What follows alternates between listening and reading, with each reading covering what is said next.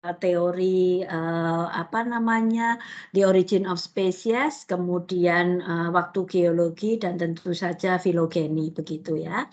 Nah, kita lihat di sini ini kalau kita menanyakan berapa sih umur bumi itu, ya kurang lebihnya. Nah, kurang lebihnya ini di angka kurang lebih 13 apa itu? 13 miliar tahun yang lalu, 13 juta tahun yang lalu. Kemudian ini billion ya, billion berarti kan miliar ya. Kemudian bumi ini kurang lebihnya adalah 4,5 juta tahun yang lalu. Kemudian, nah, ada kehidupan itu 3,5 juta tahun yang lalu. Sementara, nah kita lihat di sini ini sejarah kehidupan manusia dimulainya adalah kalau jam itu sepersekian detik menjelang midnight. Jadi saya selalu bicara kalau kita bicara time scale itu seperti jam kita, jam dinding kita. Jadi di sini ini bisa kita ubah bahwa sejarah evolusi itu dimulainya jam 5 sore. Jam 5 sore.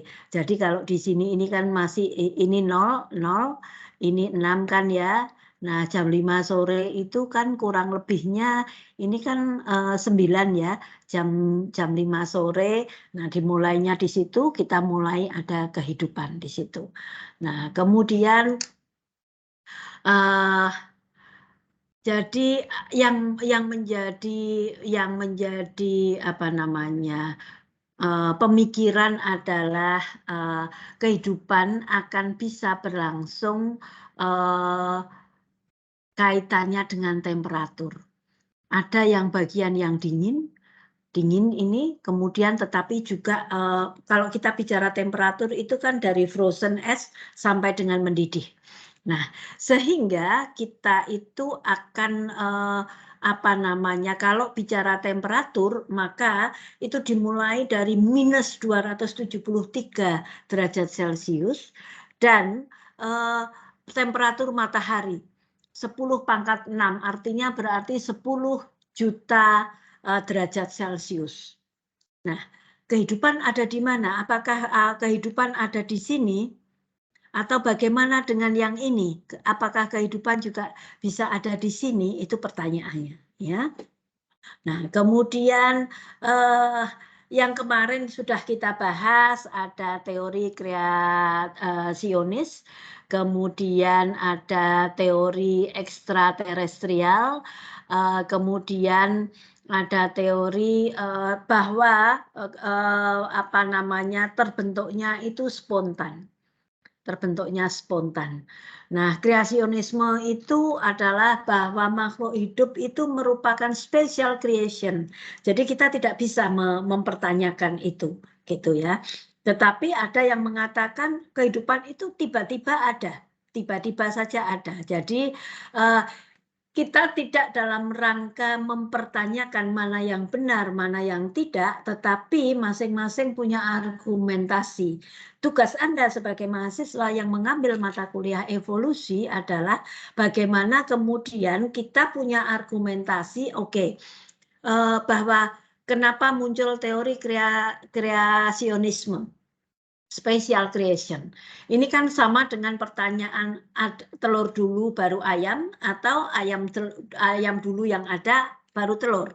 Kalau spontaneous creation itu kan berarti ada dulu, dia tiba-tiba ada ayam gitu. Jadi nah intinya kenapa evolusi ditempatkan di semester 7 karena filosofinya itu ada di sini. Kita tidak bisa bicara benar salah tanpa ada bukti-bukti. Kita mencoba mempelajari, memahami dari segala aspek, begitu ya.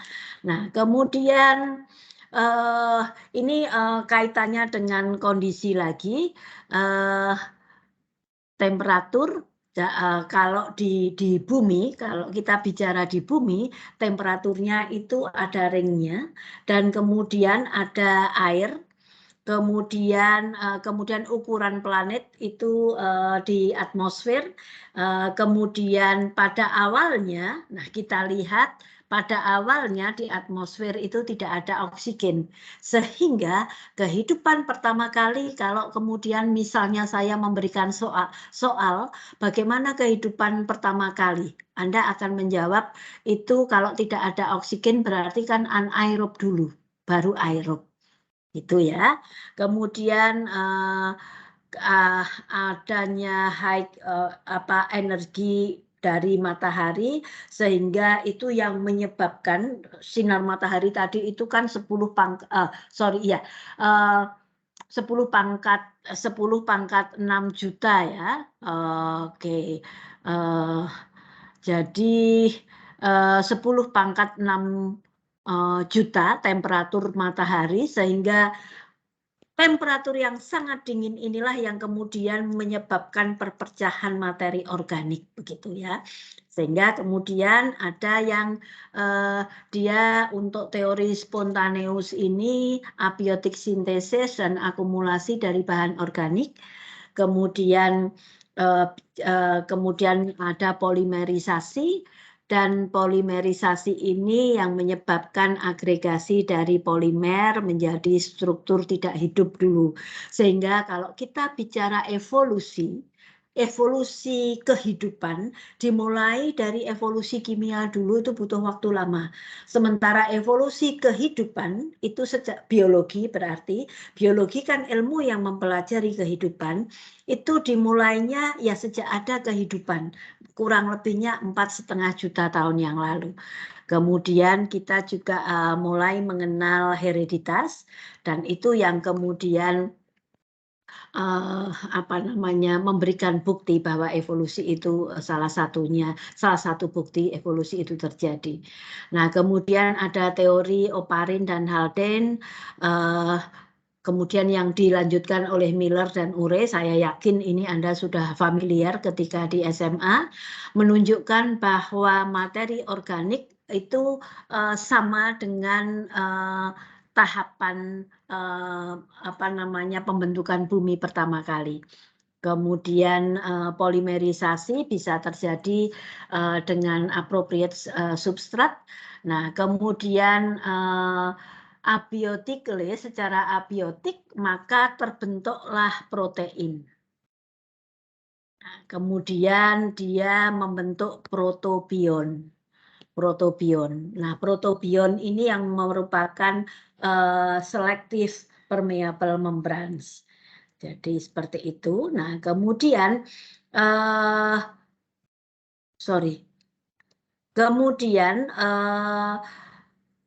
hereditas ini kaitannya kan ada penurunan informasi genetik. Ya, kemudian mutasi ini juga menjadi kata kunci penting. Kemudian seleksi alam. Kenapa bisa terjadi seleksi alam? Sekarang ini kita sudah di tahapan molekuler, sehingga ternyata ada gen-gen tertentu yang itu dominan yang menyebabkan individu dari spesies yang sama itu bisa survive. Kemudian ada origin of DNA. Nah, kemudian bagaimana dengan kemudian biological time scale? Jadi biological time scale ini mengikuti geological time scale. Jadi yang kita pegang itu geological time scale. Nah, ini biasanya, kalau biological events itu kepunahan massal atau diversification.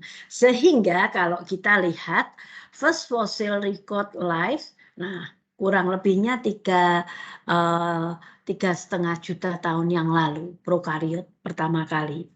Kemudian eukariot itu baru 1,5 yang lalu dengan endosimbiotik teori ini, gitu ya. Nah, kemudian bagaimana kemudian dengan bumi yang sekarang? Ada yang namanya Precambrian, kemudian ada boundary between Precambrian dan Cambrian. Kemudian jadi itu, nah kemudian kemudian by the middle of Cambrian dan seterusnya. Nanti akan kita lihat nanti pakai gambar saja akan lebih mudah begitu ya. Kemudian nantinya ada materi makroevolusi, mikroevolusi. Kalau makro maka utamanya adalah natural selection. Kemudian kalau abiotiknya biasanya ada physical forces.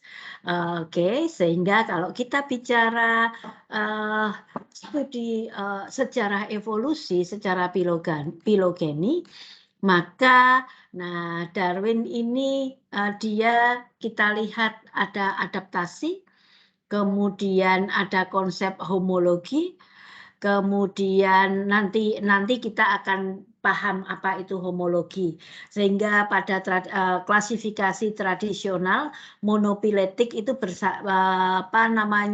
bersamaan berbasis kepada homologi. Nah, kemudian ini yang menyebabkan evolusi itu divergen.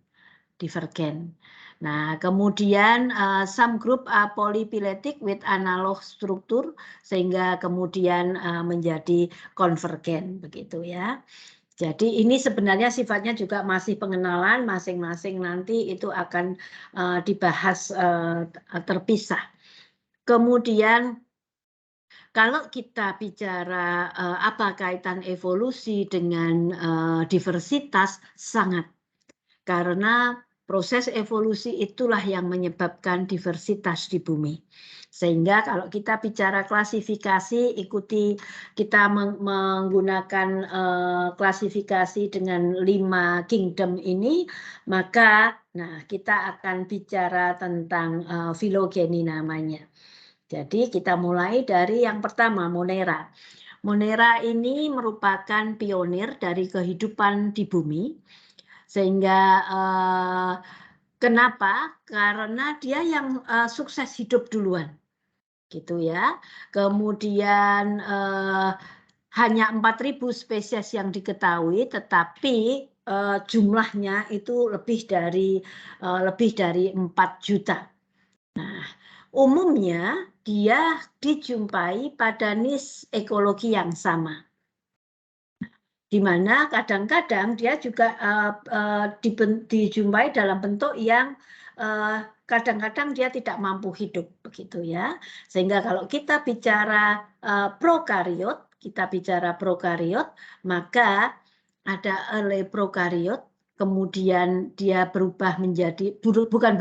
berkembang secara evolutif, kemudian menjadi eubakteria. Nah, eubakteria ini menjadi domain archaea, kemudian menjadi eukariota. Nah, protista, kemudian fungi, plantae, animal, ini berkembangnya itu juga dari sini. Jadi protista itu dari situ. Itu sebabnya Cyanophyta itu dikenal sebagai cyanobacteria karena dia masih memiliki karakteristik prokariot ini. Sekarang Anda bisa lebih memahami kenapa cyanobacteria itu satu-satunya mikroalga yang belakangnya tidak pakai vita tetapi pakai cyanobacteria. Artinya kombinasi dengan bakteria. Nah, kalau kita lihat ini prokariot ancestornya itu ada di sini, maka kita lihat di sini kemudian berkembang euglenoid, kemudian dinoflagellata, amuboflagellata, kemudian hoanoflagellata dan animals. Nah, ini kemudian rhizopoda, kemudian tumbuhan. Jadi kalau kita ini mandek sampai di situ dulu untuk kingdom protista. Ini untuk kingdom protista. Jadi kingdom protista ya dimulainya dari di sini ini prokariot, ancestor dan seterusnya begitu ya. Sehingga kita lihat di sini ini ada fotosintetik protista sehingga mikroalgae itu ada di sini sampai dengan red algae. Contohnya adalah porphyridium gitu ya. Nah, gimana dengan kingdom plantae? Di sini ada algae ancestor. kemudian Bryophyta, Pteridophyta, sampai dengan ini Lycophyta, Silophyta, kemudian jadi non-vascular plant, vascular plant, Gymnosperme dan Angiosperme gitu. Jadi sekarang Anda harus paham betul, mau penelitian apapun sebagai mahasiswa biologi, mau di level apapun, Anda harus menuliskan klasifikasinya dia dan posisinya dia bagaimana, begitu ya. Kemudian untuk animalia, jadi di sini ada Protista ancestor, berkembang menjadi Porifera, kemudian Cnidaria, Platyhelminthes, Nematoda, sampai dengan dia Mollusca, Annelida, Arthropoda, dan di sini endingnya di Echinodermata dan Chordata. Jadi ini urutan kalau kita bicara secara evolutif begitu ya. Nah, kemudian jadi filogeni ini ya natural seleksi begitu. Jadi awal kepunahan itu ada di Paleozoik. Nah, kemungkinan ini disebabkan adalah pergeseran plat bumi, sehingga ada dunia baru, dunia lama Pangea ini. Pangea marks birth of new era, Mesozoik. Kemudian Mesozoik ini ditandai dengan kepunahan yang kedua. Jadi yang pertama ini kan Permian extinction, yang kedua adalah Cretaceous extinction ini, gitu ya. Nah, animalia tadi sudah, ini nggak jelas, makanya saya lebih prefer pakai yang tadi, gitu ya. Nah, bagaimana kemudian evolusi manusia? Kita ini hanya orang mencoba memprediksi berawalnya sejarah perkembangannya seperti ini sampai dia ekstremitas kaki lebih panjang dibandingkan lengan sehingga berdiri tegak. Namun kedepannya ketika kita lebih banyak duduk seperti ini, kedepannya bagaimana itu menjadi pertanyaan. Pasti evolusinya juga akan berubah, meskipun itu butuh waktu jutaan tahun ya. Nah, kemudian ini oke, jadi apes, jadi ini termasuk gibbon, orangutan, gorila maupun simpanse. Jadi mereka itu memang sudah hidup di darat dan sudah tidak memiliki ekor.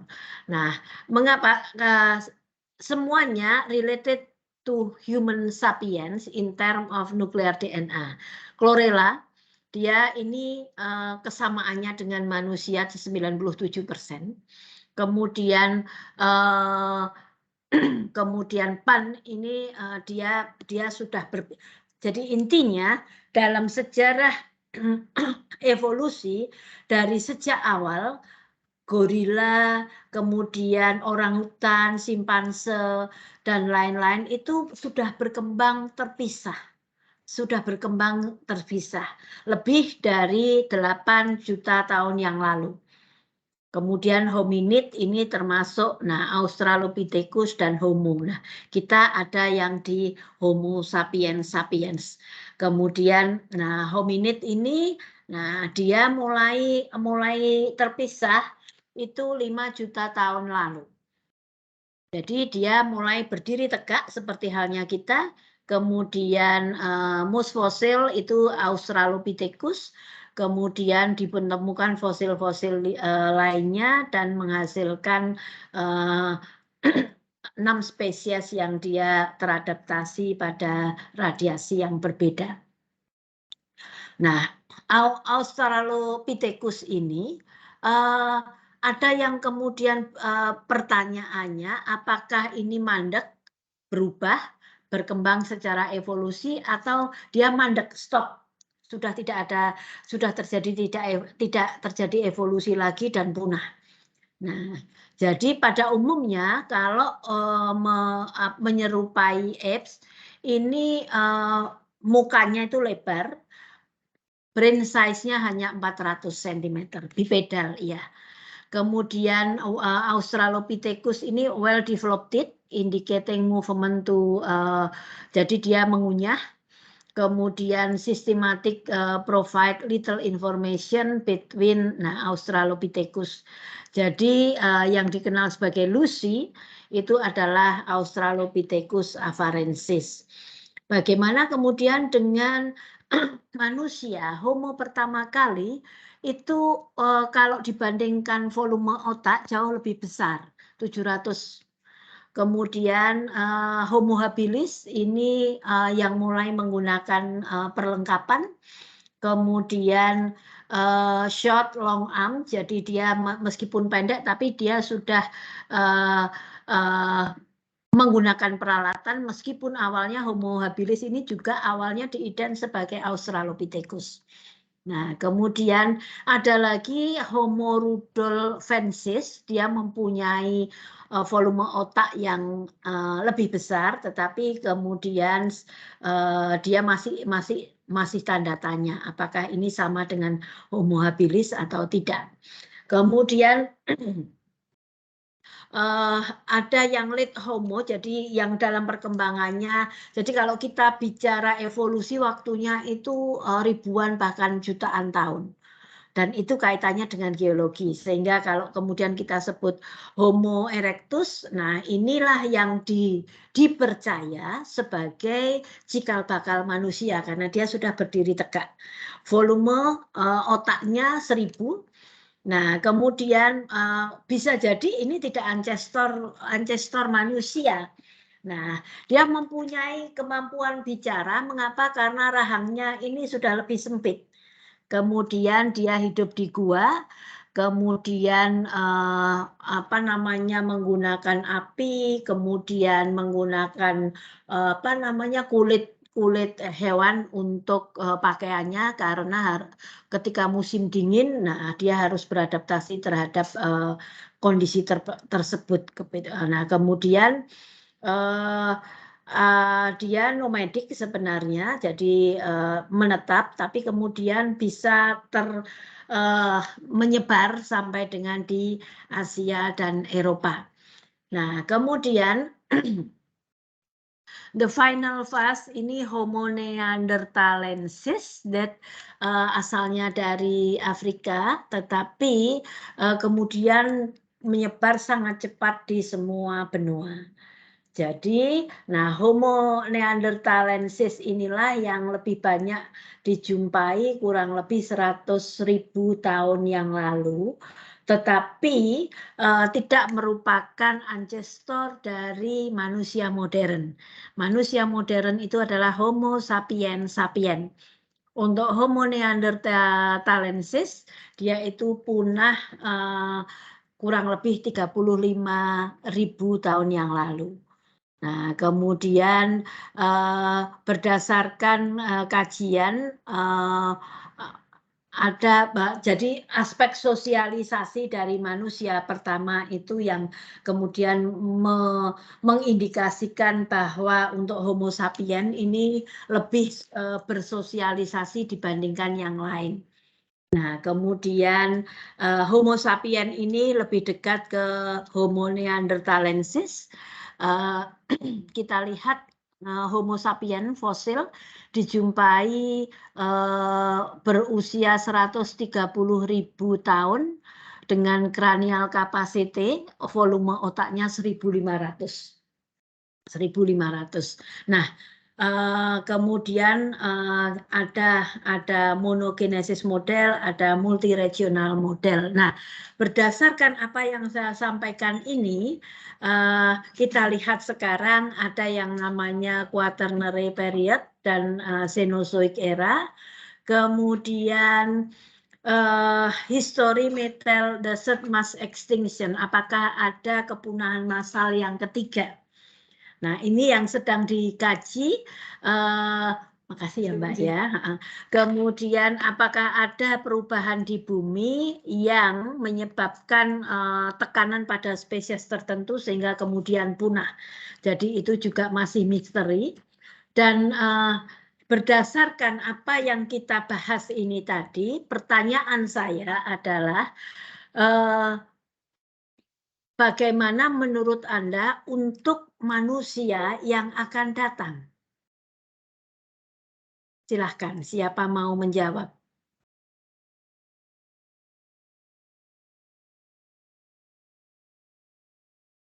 Ada yang mau menjawab? Silahkan.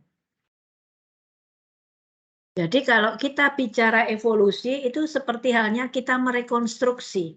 Kita merekonstruksi.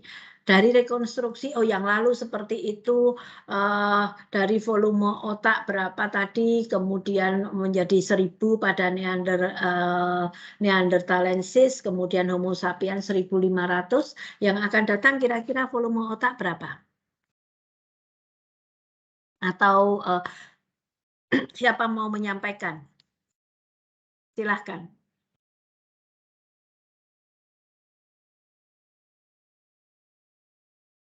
Halo. Pada tidur siang semua?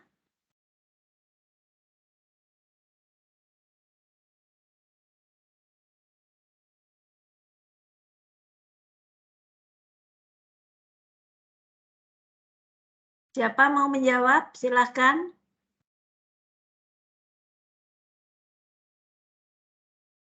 Siapa tadi ya yang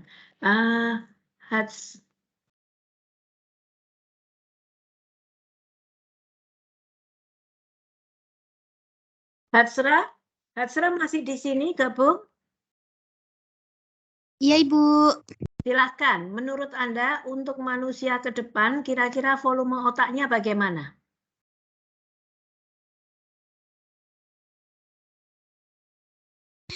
Mohon maaf, Ibu. Belum bisa, Ibu. Belum bisa. Jangan takut salah. Menurut Anda, lebih banyak volumenya lebih banyakkah, lebih tinggikah atau turun? Menurut saya lebih tinggi, Ibu, ke Lebih depannya. tinggi. Iya, mengapa lebih tinggi? Karena dengan perkembangan yang sekarang, Ibu, mungkin dengan bantuan apa ya? Bantuan ya teknologi gitu, Ibu, mungkin bisa ini. Oke, jadi per depan bisa jadi memang volume otaknya itu lebih tinggi. Tetapi kita bisa memprediksi itu ya kita gunakan data-data sebelumnya. Jadi fakta-fakta sebelumnya bahwa untuk yang termasuk kelompok Homo itu kan ada tren kenaikan volume otak. PPT-nya masih kelihatan tidak? Masih, Ibu. Masih. Kalau dilihat di sini ini yang paling baru Homo sapiens sapiens. Homo sapiens sapiens ini kan Homo sapiens sapiens itu kan apa namanya 1500. Kalau kemudian kita lihat nih late Homo erectus 1000. Jadi dari yang sekarang ini itu belum Homo sapiens sapiens ya, 700. First Homo 700. Kemudian kita lihat 400 yang Australopithecus. Kayaknya tadi ada yang 300 ya. Jadi dari 400, 700, 1000, 1500. Nah, ketika Anda memberikan argumentasi yang dipelajari ini yang dimunculkan. Jadi kalau dilihat sejarah ke bawah, kita akan melihat trennya itu memang dia naik. Kalau kita bicara secara evolutif, begitu ya. Sehingga ke depannya mungkin dia volume otaknya bisa saja 2000. Itu sebabnya prediksi yang akan datang, manusia itu kepalanya lebih besar dibandingkan badan. Badannya karena dia lebih banyak duduk, aktivitas lari dan aktivitas di luar itu sedikit, maka kaki, tangan, dan yang lain-lain itu mereduksi. Itu prediksi manusia yang akan datang itu seperti itu. Ya, oke. Baik, sekarang silahkan kalau Anda punya pertanyaan boleh ditanyakan. Ada pertanyaan?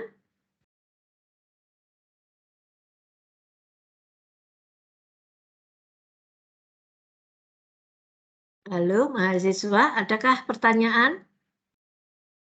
Sudah cukup jelas?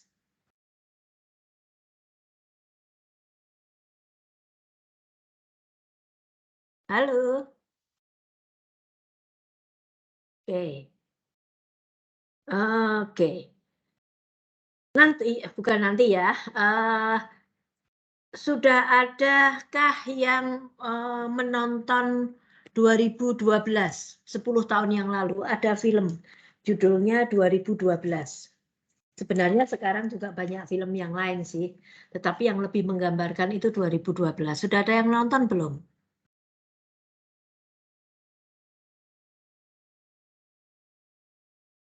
Ya, Ibu. Jadi, gimana sudah?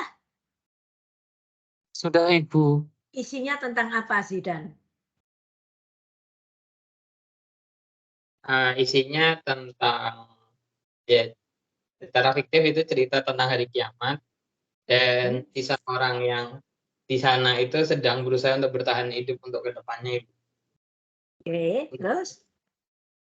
Ya, lalu endingnya tersisa beberapa orang yang akan melanjutkan keberadaan manusia seperti itu, Ibu, kurang lebih.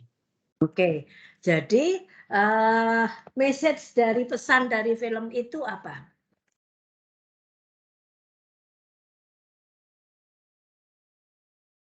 Yang bisa ditangkap.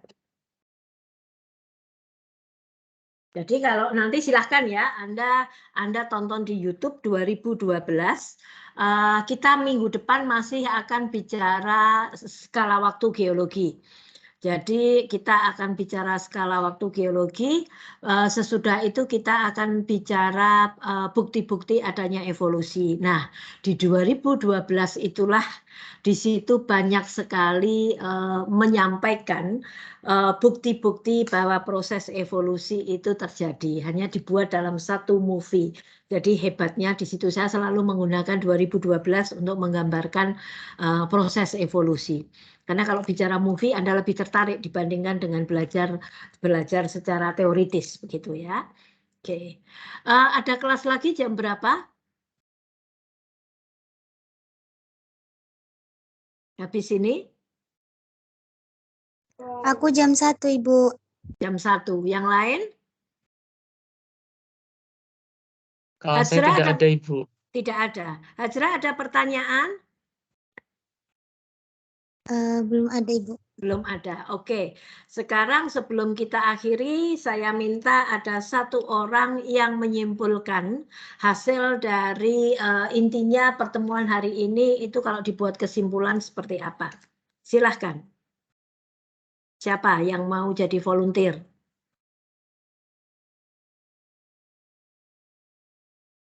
Siapa mau jadi volunteer?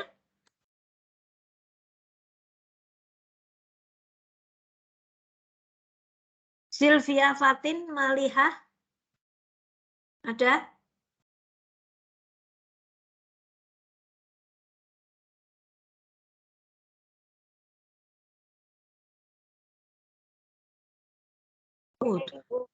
Gimana? Halo? Iya, Ibu. Sylvia, silakan Sylvia. Halo, saya sudah terdengar, Bu. Halo, suaranya kok nggak begitu jelas ya? Halo, apakah Ya. suaranya sudah jelas, Bu? Ya, sekarang jelas. Silakan Sylvia. Iya, Bu. Jadi dari yang saya tangkap tadi, yang udah Ibu jelaskan itu, diantaranya ada awal mula dari munculnya evolusi dan juga teori-teori dari evolusi seperti kreationism, extraterrestrial origin, sama spontaneous origin. Terus juga ada dan itu saya makan berdasarkan suhu. Jadi suhunya itu di skala tertentu. Misalkan juga air itu di dalam bentuk cair seperti itu. Mungkin dari saya kurang seperti itu aja sih, Bu. Terima kasih. Oke. Ya, baik. Terima kasih Sylvia. Siapa mau menambahkan?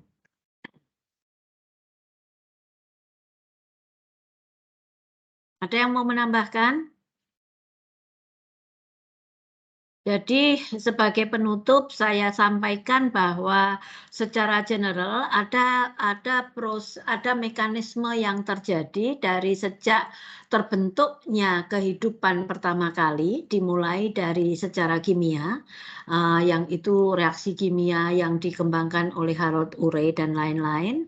Kemudian diikuti oleh evolusi biologi di mana terbentuknya kehidupan pertama kali sampai kemudian dia terbentuk, ada diversifikasi dari organisme sehingga kita bicaranya kemudian menjadi filogeni. Kalau filogeni itu artinya kita bicara dari mulai ancestor nenek moyang pertama kali sampai dengan ending spesies yang ada sampai dengan sekarang. Jadi filogeni itu artinya banyak dan tidak hanya generasi, tetapi bergenerasi-generasi, bahkan bicara tentang ancestor sebelumnya. Beda dengan ontogeni, kalau ontogeni itu berarti hanya satu generasi saja. Dari sejak terjadi fertilisasi sampai organisme itu mati. Satu putaran saja, itu ontogeni. Nah, kemudian dari diversifikasi ini ada proses mutasi yang nanti juga itu menyebabkan diversifikasi, tetapi intinya adalah message-nya dari materi yang kita pelajari hari ini, evolusi itu terjadi pasti dalam rangka menuju ke kesempurnaan. Tidak ada kata sempurna. Sempurna hari ini belum tentu sempurna untuk esok hari. Satu hal lagi yang saya harus sampaikan, ketika kita bicara evolusi di kelas, maka diri kita itu ada dua sisi. Sisi kita sebagai orang agamis, dasarnya kalau agama itu adalah harus percaya dulu. Baru kemudian sesudah percaya dulu ada pembuktian berikutnya. Tapi sebagai saintis dasarnya tidak percaya dulu. Itu sebabnya Anda mempunyai hipotesis. Hipo itu kan belum terjawab, tesis itu statement. Sehingga jawaban sementara atas kajian atau penelitian yang Anda lakukan itu kan Anda buat hipotesis itu. Nah, kita di kelas maka kita sebagai saintis dalam mempelajari evolusi kita tidak mempertanyakan aspek agama. Karena kalau agama sifatnya dogmatis, kita harus percaya dulu. Contoh dogmatis ketika Anda kecil pasti ada malasnya untuk sholat 5 waktu. Mohon maaf saya menyampaikan untuk yang muslim karena lebih mudah bagi saya untuk memberikan contoh. Tapi seiring perjalanan waktu, seiring kematangan hati, pikir, jiwa dan lain-lain,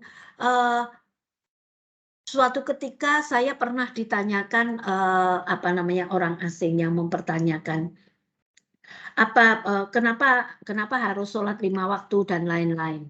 Kemudian pertanyaannya itu masuk akal. Gimana kalau Anda ditanyain apakah kamu akan mati kalau tidak melakukan itu? Lah kan tidak. Kita blank sholat itu kan tidak mati. Tapi kenapa kita wajib melakukan sholat 5 waktu? Karena sifatnya dogmatis. Kita harus percaya dulu. Gitu ya. Jadi ya sama kenapa banyak orang muslim yang tidak pakai hijab? Kenapa kamu pakai hijab? Pertanyaannya kan seperti itu. Jadi kalau menghadapi orang yang logikanya itu berjalan, orang bule itu kan dan dia tidak mengenal Islam sedikit. Nah, pertanyaan seperti itu kan sulit dijawab. Kita mencari, kalau jawaban dari Al-Quran tetap dikejar terus. tetap dikejar terus. Tetapi ketika kemudian jawaban yang kita berikan itu adalah dengan logika, nah saya jawab aja, tapi jawaban saya itu ketemu 10 tahun kemudian ketika pertama kali saya mendapatkan pertanyaan itu. Yang kemudian mereka bisa terima apa? Jadi ini masalah pilihan. Saya bilang gitu, dan ini halnya seperti halnya vegetarian. Kalau orang vegetarian, kalau saya hijab, saya di bahasa mereka, saya sampaikan itu seperti vegetarian. Kalau orang vegetarian mau dikasih apapun, diiming-imingi apapun kan tidak bisa, dan mereka baru bisa memahami.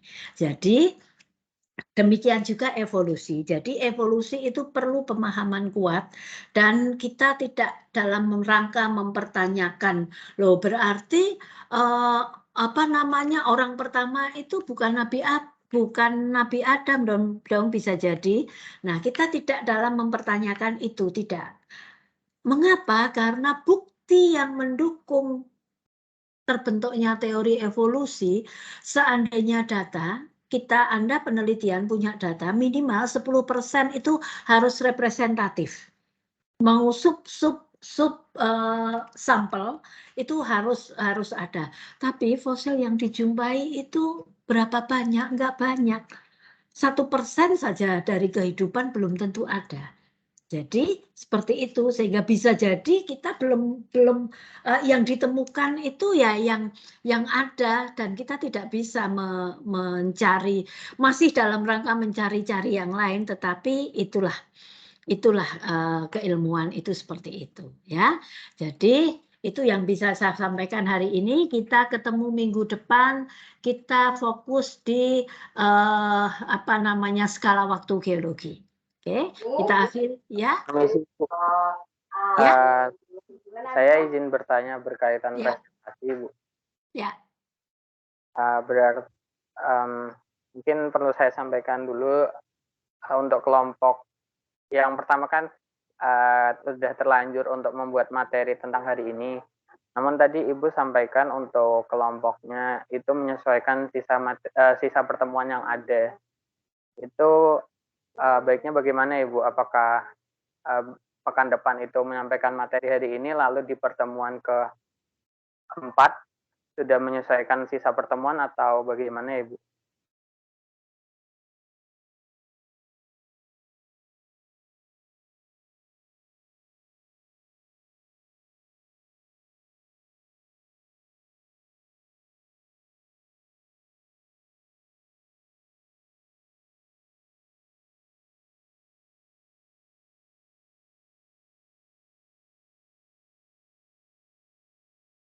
Halo? Mohon maaf, Ibu masih di mute. Kesan kok tidak direspon, ternyata saya ngomong dari tadi masih di mute. Jadi gini, yang minggu depan yang presentasi kelompok hari ini dan kelompok minggu depan. Karena kemarin kan siapa kelompoknya yang harus mengerjakan hari ini, kayaknya kok belum siap dan lain-lain, makanya tadi saya berasumsi seperti itu. Atau kalau misalnya kelompok hari ini mau presentasi sekarang juga nggak apa-apa, kita masih punya waktu sebelum jam 1, atau mau minggu depan saja. Kayaknya lebih enak minggu depan ya. Jadi minggu depan 2 kelompok yang maju. Gimana? Deal? Baik Ibu, boleh. Okay. Boleh Ibu. Itu aja ya, supaya Anda lebih pede dan lebih nyaman begitu. Baik, minggu depan saya memberikan materi sifatnya pengkayaan. Jadi silahkan Anda minggu depan untuk presentasi kelompok 1 dan kelompok 2. Kemudian materi kelompok 1 dan kelompok 2 nanti diupload di MS Teams juga di Kulon. Saya di Kulon belum menuliskan tugasnya dan belum saya isi apa-apa, tetapi mudah-mudahan sampai dalam perjalanan ini nanti bisa terselesaikan semuanya, karena terus terang bulan Agustus itu hektik sekali sehingga sampai jam 12 malam pun masih harus bekerja karena saya harus mendampingi tamu yang ada, begitu ya. Baik, silahkan bagi Anda yang tertarik untuk join besok pagi ada workshop offline di lab lantai 5 AP. Akan diberikan oleh Marta. Sayang kalau Anda tidak join, kaitannya dengan bagaimana mempersiapkan dari sejak membuat preparat sampai dengan identifikasi Cladocera. Mahasiswa kita belum ada yang penelitian Cladocera dan dia ahlinya. Jadi silahkan Anda bisa join. Ada jadwal kuliah, Bu. Nah, silahkan secara teknis diatur sendiri. Apakah sambil mengikuti itu Anda tetap join di kuliah dan lain-lain, silahkan diatur sendiri. Tetapi menurut saya sayang kalau terlewatkan. Jadi Anda harus pesen seat dulu, menghubungi Mirza untuk bisa diatur jadwalnya nanti. Oke. Baik, kita akhiri kuliah kita hari ini. Ketemu minggu depan. Wassalamualaikum warahmatullahi wabarakatuh. Waalaikumsalam warahmatullahi wabarakatuh. Terima kasih, Prof. Waalaikumsalam Sama-sama. Terima kasih. Sama-sama. Sama-sama. Ya, saya izin live dulu ya. Baik, Bu.